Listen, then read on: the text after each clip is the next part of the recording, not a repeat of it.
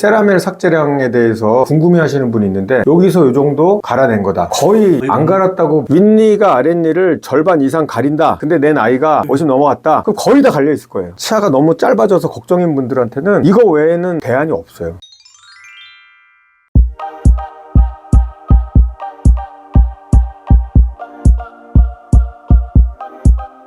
안녕하세요, 원장님. 안녕하세요. 머리 미용도 하시고 신수가 펀해지셨는데요? 지난번 머리가 좀 염색하고 펌머를 동시에 했다가 타버렸어요. 막 그래서 뿌리 끝이 막 갈라지고 그래서 잘랐어요. 부시시한 부시맨 같은 머리가 없어져 갖고 이제 저도 기분이 좋아졌어요.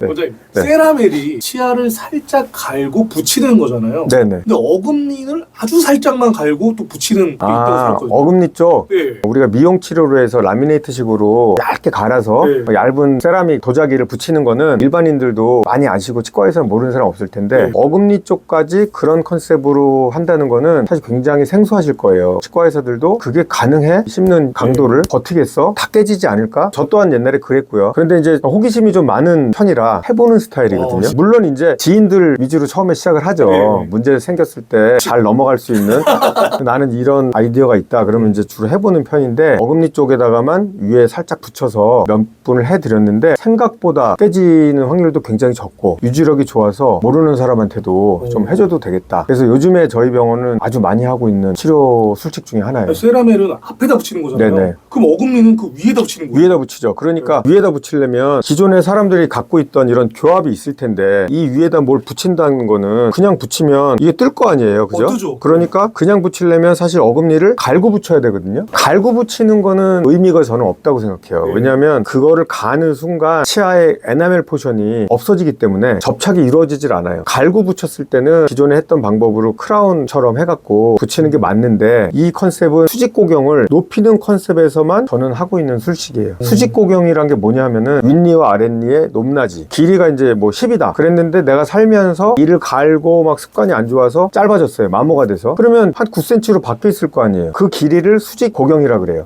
그 환자마다 갖고 있는 고유의 수직적인 높이 그 높이가 점점 낮아지는 사람들이 있어요. 주로 그런 사람들이 꽉 물고 자는 습관이 있는 잘 때 이를 가는 분들. 이 갈고 자는 분들은 이가 갈리는 거예요? 네, 그래서 이런 분들 보면은 어금니가 거의 일자잖아요. 이분들은 치아를 그냥 무는 힘도 세지만 옆으로 엄청 간 거예요. 그래서 어금니가 낮아지다 보니까 이제 앞니까지 이렇게 낮아지기 시작하는 거예요. 깨지고 아랫니도 굉장히 갈려 있고 이런 분들이 생각보다 많아요. 우리나라의 구강 구조에서 더 많은 것 같아요. 우리나라는 무턱 같은 아래턱이 좀 들어가 있는 사람들이 더 많거든요. 그거를 우리가 딥바이시라고 불러요. 악 물었을 때 자기 아랫니가 윗니에 가려서 절반보다 안 보인다 이러면 거의 다 딥바이실 가능성이 많아요. 딥바이신 분들은 99.9% 잘 때 꽉 물고 자요. 그러다가 한두 번씩 가는 거예요. 이 가는 분들의 공통적인 특징이 뭐냐면 저 이 안 가는데요? 대부분 그래요. 코는 계속 드르렁 골잖아요. 이는 자는 시간 내내 가는 게 아니에요. 뻥 물고 있다가 한두 번 가는 거예요. 근데 그 힘이 어마무시한 힘으로 갈아요. 5년, 10년, 15년, 20년이 되면 치아가 갈리기 시작하는 거예요. 실제 환자분의 그 사진, 치아 네. 사진을 볼 수 있을까요? 네네. 이런 부분들이 테두리가 하얗고 여기는 노랗죠. 원래는 이 치아처럼 전체가 다 하얀색으로 둘러싸여 있어야 돼. 계속 갈다 보니까 닳아서 없어지기 시작한 거예요. 치아의 껍질층 제가 계속 얘기 많이 했죠.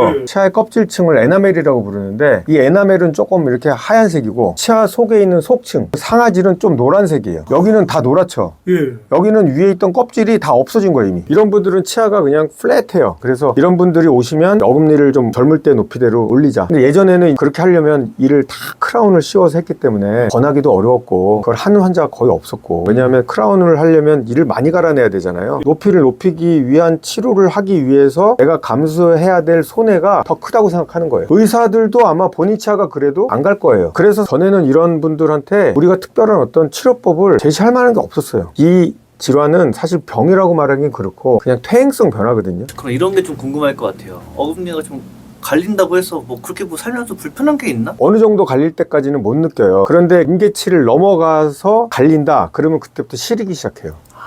왜냐하면 치아 속에는 신경이 들어있거든요. 근데 그 신경에서 치아가 이렇게 쌓여 있으니까 근데 계속 갈려갖고 점점 가까워지면 이제 시리게 되는 거예요. 그래서 깨 같은 거 어떻게 잘못 씹으면 깜짝 놀란다고 그러시거든요. 근데 보면 충치도 없어요. 엄청 갈려는 있어요. 그런데 음식이 닿아서 탁 씹으면 이제 시린 거죠. 그리고 이제 냉장고에서 막 나온 음식은 못 드신다는 분들도 많아요. 그런 분들은 갈려있는 분들 많고 그래서 더 많이 심해지면 신경치료를 하라고 권하는 거예요. 근데 신경치료하면 또 크라운을 씌워줘야 돼 어차피. 그런데 이제 접착 시스템이 좋아지고 제가 세라멜 치료를 많이 하면서 접착에 대해서는 분명히 자신이 있었는데 강도가 되게 걱정이 됐어요. 이게 버틸 수 있을까? 제가 해봤는데 생각보다 안 떨어지고 잘 쓰고들이 있어요. 그럼 지인분들의 반응? 당연히 좋아하죠. 왜냐하면 이게 갈렸을 때 관절이 안 좋아질 수 있어요. 우리 치아는 아랫뼈가 이렇게 생겼거든요. 여기 왔다 갔다 거리는 건데 악어 같은 동물은 위턱이 움직여서 입을 벌리겠죠. 인간은 아래턱만 움직여요. 위턱은 움직이지 않아요. 그러니까 얘가 움직이는 거예요. 얘가.